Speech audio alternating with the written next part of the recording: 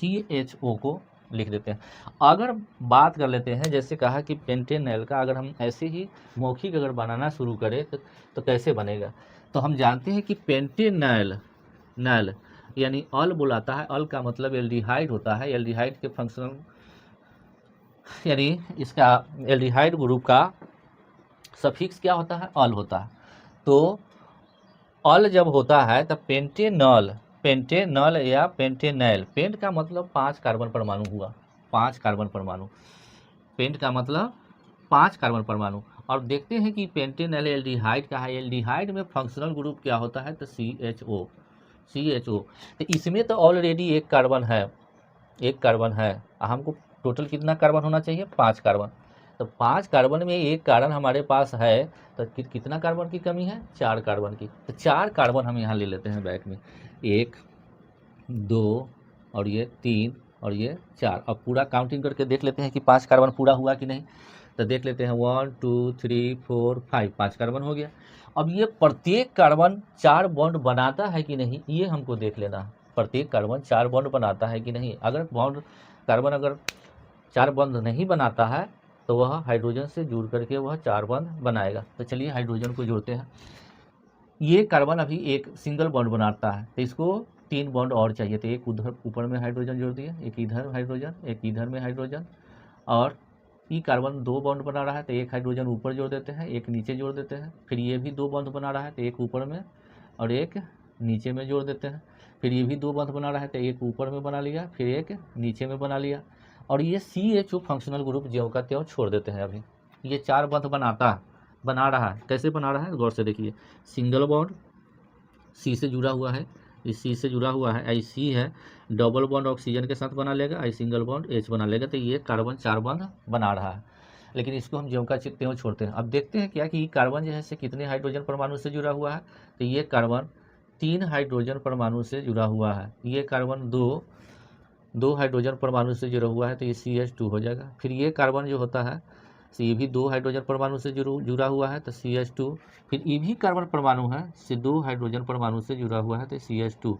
और ये functional group CHO हो गया। अब ऐसा करते हैं, इसको एक साथ लिखते हैं एल्किल ग्रुप को, फंक्शनल ग्रुप को छोड़ देते हैं, इधर एल्किल ग्रुप को देख लेते हैं कि कितना कार्बन है। तो यहाँ से यहाँ तक में टोटल कार्बन कितना है, 1 2 3 4, यानी C4। और H को यानी हाइड्रोजन को काउंट कर लेते हैं। तो यहाँ पर 3 हाइड्रोजन है, यहाँ 2, तो 3 और 2 5, यहाँ 2 है तो 7, यहाँ 2 है तो 9, यानी H9। और यहाँ पर CHO को जोड़ देते हैं। तो इस प्रकार से हमारा क्या बन गया, ये पेंटेनॉल यानी सामान्य सूत्र के आधार पर बनाइए, या आप ऐसे बनाइए। ऐसे अगर कहा जाता है कि अगर संरचना सूत्र लिखने के लिए कहा जाए तो संरचना सूत्र आपको इस प्रकार ही बनाना पड़ेगा। लेकिन अभी संरचना सूत्र की हम बात नहीं करें, केवल हम सूत्र की बात करते हैं। तो जैसे संरचना सूत्र अगर कहें बनाने के लिए, तो इसमें एक चीज़ हम अधूरा जो छोड़ दिए हैं उसको भी पूर्ण कर सकते हैं। जैसे यहाँ पर इसकी भी संरचना बना देना है। तो यहाँ पर ऑक्सीजन CHO है, तो यहाँ पर डबल बॉन्ड कर देंगे, यहाँ पर H जोड़ देंगे। यानी यह जो हुआ पेंटेनॉल का ये संरचना सूत्र हो गया, पेंटेनॉल का ये संरचना सूत्र हुआ। अब हम बात करते हैं हेक्सेनॉल यानी हेक्सेनॉल की बात करते हैं। हेक्सेनॉल का सूत्र क्या होगा। अब एक बात सोचिए, हेक्स का मतलब होता है 6 कार्बन परमाणु, और 6 कार्बन परमाणु में एल्डिहाइड ग्रुप में एक क्या है, CHO है, एक कार्बन है। तो इसके अलावा हमको 5 चाहिए। और नहीं तो अगर सामान्य सूत्र के आधार पर अगर लिखना चाहे तो मेथ का मतलब क्या होता है, 0, एथ का मतलब 1, प्रूफ का मतलब 2, ब्यूट का मतलब 3, पेंट का मतलब 4 और हेक्स का मतलब 5। तो जहाँ जहाँ n है वहाँ वहाँ हमको 5 रखना पड़ेगा। तो चलिए सामान्य सूत्र के आधार पर ही पहले इसको बनाने का प्रयास करते हैं, फिर ट्रिक पर बनाएंगे, मौखिक बनाएंगे। तो चलिए, जैसे हम जानते हैं कि एल्डिहाइड का सामान्य सूत्र क्या हो जाएगा, CnH2n+1 CHO होता है। या इसी को कहा क्या कि R सिंगल बॉन्ड CHO, यानी R का मतलब एल्कील हुआ। एल्कील में जैसे कहा कि हेक्सेनॉल, तो हेक्सेनैल में एक कार्बन परमाणु तो यहाँ पर है, हमको हेक्स का मतलब 6 होता है, तो एक कार्बन परमाणु यहाँ पर है, तो 6 में से एक कार्बन परमाणु को घटा दीजिए तो 5, और 5 कार्बन परमाणु वाले हाइड्रोकार्बन को एल्कील समूह में क्या कहते हैं, तो पेंटील कहते हैं। यानी पेंटील में अगर CHO को जोड़ दिया जाए, पेंटील का मतलब, पेंटील का सूत्र क्या हो गया, तो C5 H कितना हो जाएगा, 5 दूनी 10 1 11, इसमें CHO को जोड़ देंगे, यही हमारा क्या हो गया, हेक्सेनैल का सूत्र बन गया। लेकिन हमको ऐसे अभी नहीं समझना है, बाद में उस पर हम फिर चर्चा करेंगे। हेक्सेनैल का मतलब हुआ क्या कि 6 कार्बन परमाणु, लेकिन हेक्स आप कहते किसको है, तो यहाँ n बराबर क्या है, n का मान, हेक्स किसको कहते हैं, 5 को कहते हैं, 5 को, क्योंकि n का मान यहाँ 0 से शुरू हुआ, तो जहाँ जहाँ n है वहाँ वहाँ 5 रखेंगे, तो C5 H कितना, तो 2 × 5 + 1, और ये हो जाएगा CHO, तो ये हो जाएगा C5 H 2 × 5 = 10 1 11, और ये हो जाएगा CHO। यही हमारा क्या बन गया, हेक्सेनैल का सूत्र बना। यानी हेक्सेनैल का सूत्र क्या बना, तो ये बन गया हमको C5H11 CHO बन गया, ये हेक्सेनैल हुआ।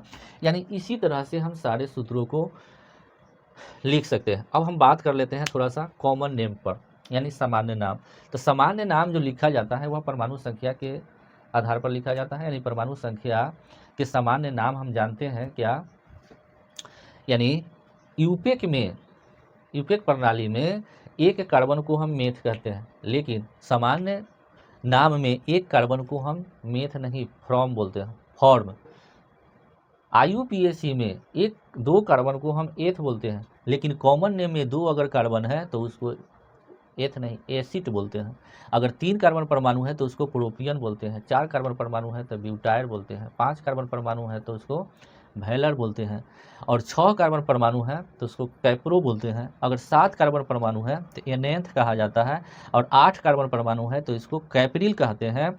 9 कार्बन परमाणु अगर है तो इसको पिलर गॉन कहते हैं, और 10 कार्बन परमाणु है तो इसको कैप्र के नाम से जाना जाता है। यानी फॉर्म, एसिड, प्रोमियम, प्रोपियन, ब्यूटायर, वैलर, कैप्रो, यानी इस प्रकार से हमको इसका कॉमन नेम कार्बन के परमाणु संख्या के आधार पर हमको याद होना चाहिए, और उसी में हम केवल एल्डिहाइड जुड़ते जाएंगे, हमारा ये यूपेक जो नाम है उसका सामान्य नाम बदल जाएगा। जैसे अब कहें क्या कि सामान्य नाम जो लिखा जाता है वह परमाणु संख्या के आधार पर लिखा जाता है, उसमें एल्डिहाइड जोड़ करके लिखा जाता है। तो हम परमाणु संख्या, जैसे अब देख रहे हैं कि मेथेनैल का सूत्र क्या हुआ, HCHO है। अब इसमें हम गौर से देखते हैं क्या कि इसमें कितने कार्बन परमाणु हैं, तो एक कार्बन परमाणु है। तो एक कार्बन परमाणु है, तो एक कार्बन परमाणु को सामान्य नाम लिखने में एक कार्बन परमाणु को हम क्या पढ़ते हैं, तो फॉर्म पढ़ते हैं। तो फॉर्म में एल्डिहाइड जोड़ देंगे, यानी फॉर्म में एल्डिहाइड अगर जोड़ देते हैं तो क्या बन जाएगा, फॉर्मल्डिहाइड बन जाएगा। उसी प्रकार से अगर कार्बन 2 है, जैसे इसमें 2 कार्बन दिख रहा है, एक कार्बन यहाँ है, दूसरा कार्बन यहाँ है, तो 2 कार्बन के लिए क्या बोलते हैं, एसिड। तो एसिड में एल्डिहाइड जोड़ देंगे तो एसिटाल्डिहाइड हो जाएगा। फिर इसमें देख रहे हैं क्या, प्रोपेनैल में 3 कार्बन दिख रहा है, C2, यहाँ पर 2 कार्बन है, एक कार्बन यहाँ फंक्शनल ग्रुप में है, तो 2 1 3 कार्बन हो गया। तो 3 कार्बन परमाणु को सामान्य नाम में क्या पढ़ा जाता है, सामान्य नाम में उसको हम पढ़ते हैं, 3 कार्बन परमाणु को प्रोपियन पढ़ते हैं। तो प्रोपियन में फिर हम एल्डिहाइड जोड़ देंगे तो प्रोपिनल्डिहाइड हो जाएगा। उसी प्रकार से जैसे ब्यूटेनैल में कितने कार्बन परमाणु है, तो C3 यहाँ पर दिख रहा है 3, एक कार्बन परमाणु यहाँ दिख रहा है फंक्शनल ग्रुप वाला CHO में, तो यानी C यहाँ पर है 1, यहाँ पर 3 है, 3 1 4। तो 4 कार्बन परमाणु का सामान्य नाम क्या है, तो इसका नाम ब्यूटाइल है। ब्यूटाइल में फिर एल्डिहाइड को जोड़ेंगे तो ब्यूटाइलल्डिहाइड हो जाएगा। उसी प्रकार से पेंटेनैल में 5 कार्बन परमाणु है, C4, और यहाँ पर फंक्शनल ग्रुप में CHO जो है यहाँ पर 1 है, तो 4 1 5। तो 5 कार्बन परमाणु का सामान्य नाम क्या होता है, तो उसको बोलते हैं वैलर। अब वैलर में एल्डिहाइड जोड़ेंगे तो वैलरल्डिहाइड हो जाएगा। तो चलिए इस प्रकार से हम सबका नाम लिखते हैं। इसको हो जाएगा फॉर्मल्डिहाइड, एक कार्बन परमाणु है तो फॉर्मल्डिहाइड।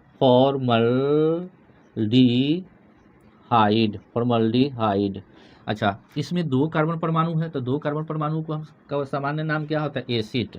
तो पहले हम लिखेंगे एसिड, एसिड में एल्डिहाइड जोड़ देंगे, एल्डिहाइड। अच्छा, फिर इसमें 3 कार्बन परमाणु हैं, प्रोपेनॉल में 3 कार्बन परमाणु हैं तो 3 कार्बन परमाणु का सामान्य नाम क्या होता है? प्रोपियन। तो इसको बोलेंगे प्रोपियनल्डिहाइड, प्रोपियनल्डिहाइड। उसके बाद 4 कार्बन परमाणु को क्या बोलते हैं?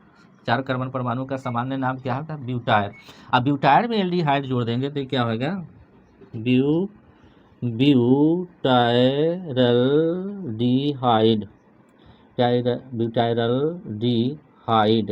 ब्यूटायरल्डिहाइड। और 5 कार्बन परमाणु है तो उसको 5 कार्बन परमाणु का क्या बोलते हैं? वैलर। तो इसको बोलेंगे वैलर बोलते हैं या वैलर भी बोल सकते हैं क्योंकि भी से वह भी होता है। तो इसको बोलेंगे क्या? वैलरल्डी, यानी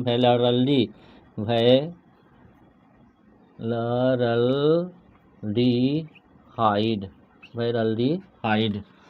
उसके बाद 6 कार्बन परमाणु है तो 6 कार्बन परमाणु का सामान्य नाम क्या होता है? कैप्रो होता है। कैप्रो में एल्डिहाइड जोड़ देंगे तो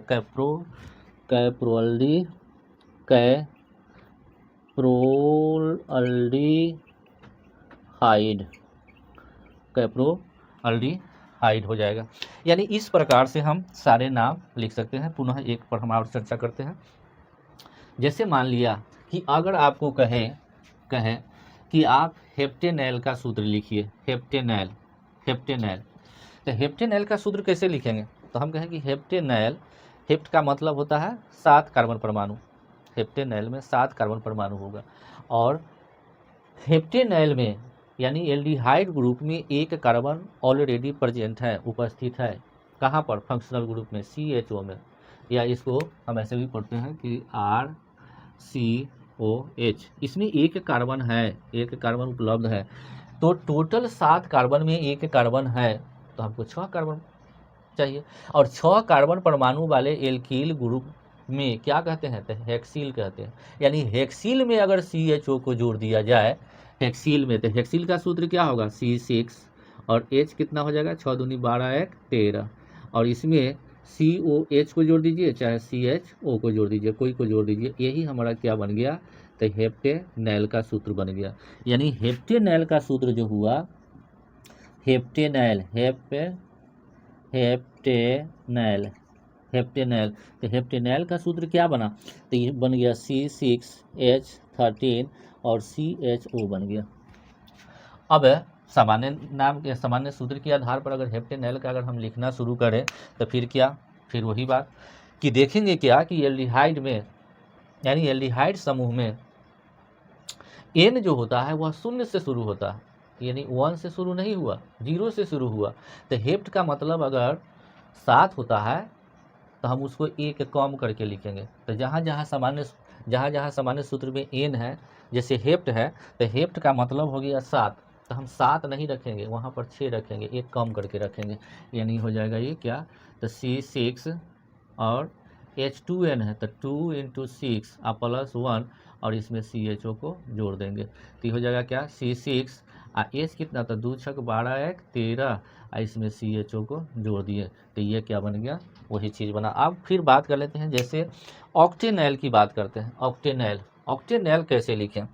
तो ऑक्टेनॉल जो होता है, ऑक्टेनॉल, ऑक्ट का मतलब फिर क्या? तो ऑक्ट का मतलब होता है कि 8 कार्बन परमाणु हुआ। 8 कार्बन परमाणु वाला को ही ऑक्टेनॉल कहा जाता है, जिसमें एक फंक्शनल ग्रुप क्या होता है? CHO होता है। यानी ऑक्टेनॉल की अगर बात करें, यानी हो गया हेप्टेनॉल हुआ ये। अच्छा, अब हम बात करते हैं ऑक्टेनॉल की बात करते हैं। ऑक्टेनॉल का सूत्र क्या होता है? ऑक्ट का मतलब 8 कार्बन परमाणु हुआ, लेकिन अगर सामान्य सूत्र के आधार पर रखेंगे तो 8n की जगह नहीं रखेंगे, हम 7 रखेंगे, क्योंकि इसका काउंटिंग जो शुरू होता है वह 0 से शुरू होता है, 1 से शुरू नहीं होता।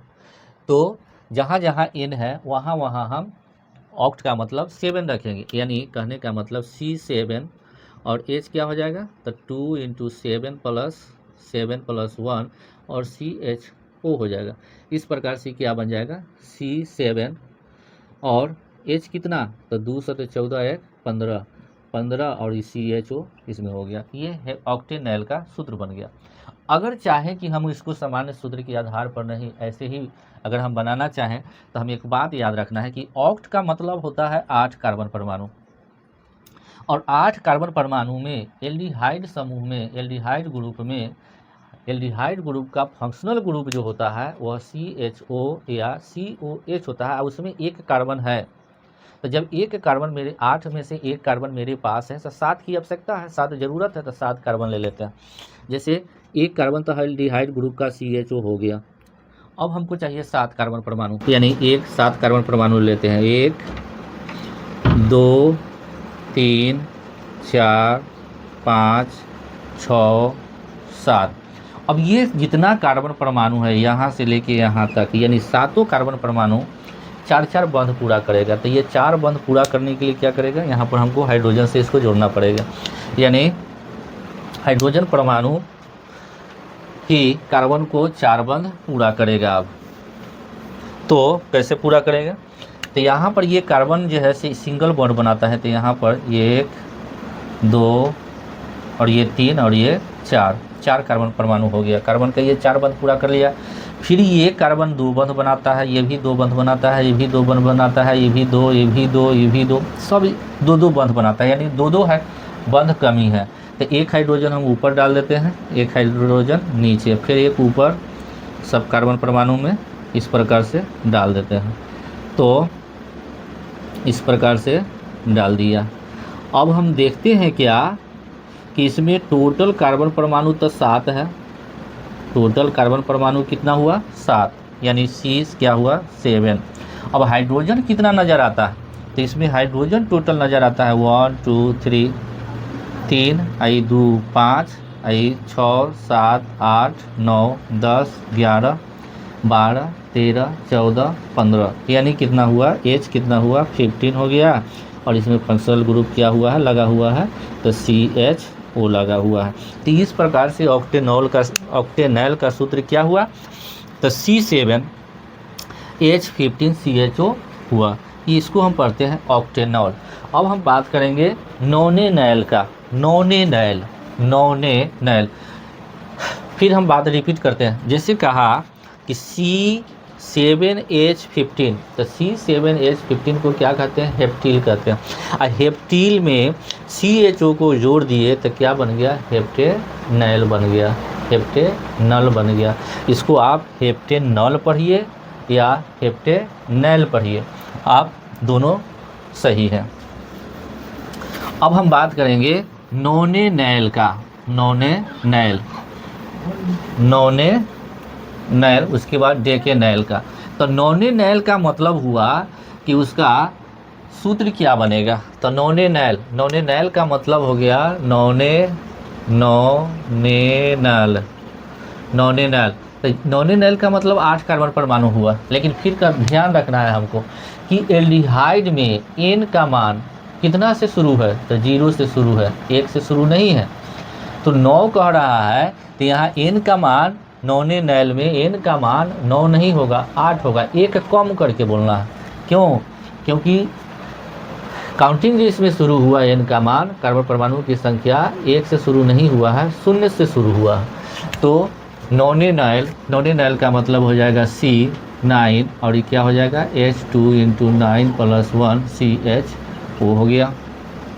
इस प्रकार से क्या लिखा जाएगा, C9 और 2 × 9 18 1 19, H कितना हो जाएगा, 19, और CHO हो गया।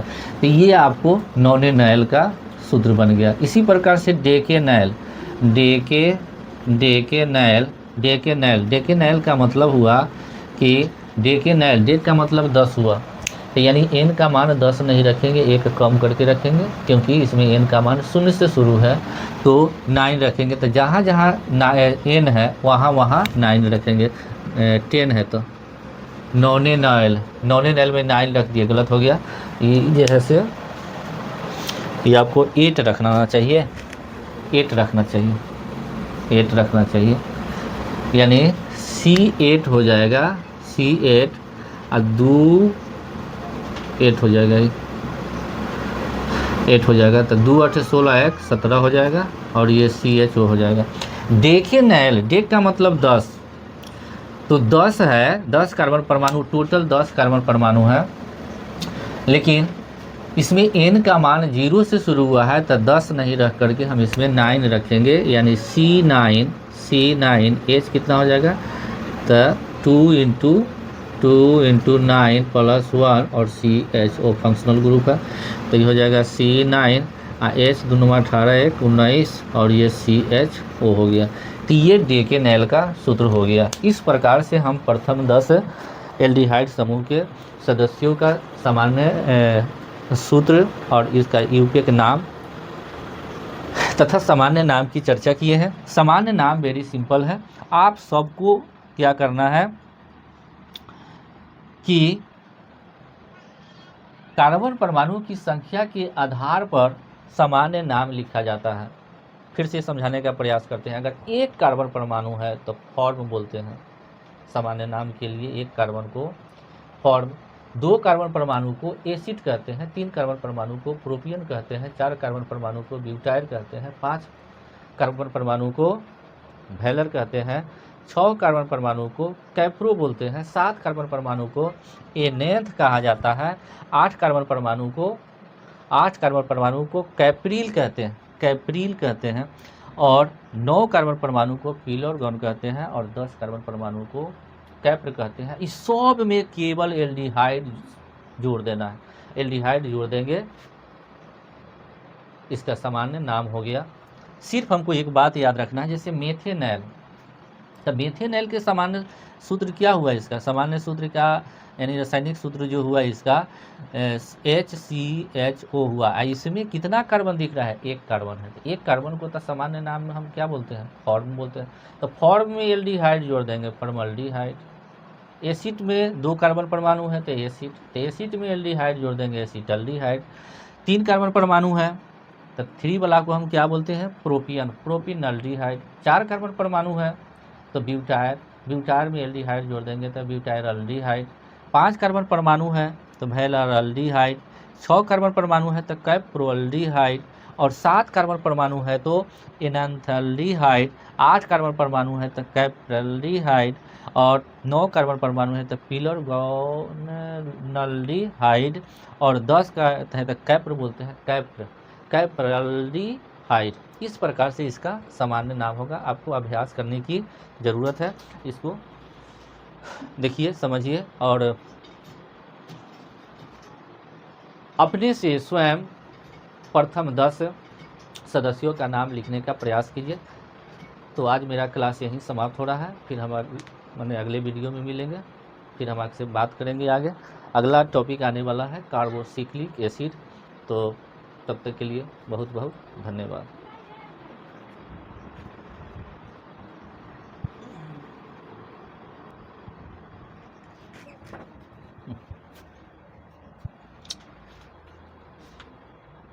लोग कहते हैं कब समय अच्छा आएगा, और जब यही समय बीत जाता है तो लोग कहते हैं कि वही समय अच्छा था। समय बीत जाने के बाद लोग कहते हैं कि वही समय अच्छा था। आज का समय खराब है, इसीलिए कहा जाता है कि समय के साथ चलना सीखे। जो समय के साथ नहीं चल पाता है वह अंततः पछताता है। का बरसा जब कृषि सुखाने, यानी इस कहावत को आप जानते हैं, जब कृषि फसल ही सूख जाए और वर्षा हो तो कोई फ़ायदा नहीं होता है। यानी फसल सूख जाने के बाद वर्षा या उसमें उर्वरक डालने से पुनः वह हरा भरा नहीं हो सकता है। इसीलिए समय पर सभी काम को करना चाहिए। जो समय के साथ नहीं चलता है वह पूरी ज़िंदगी पछताता रहता है। धन्यवाद।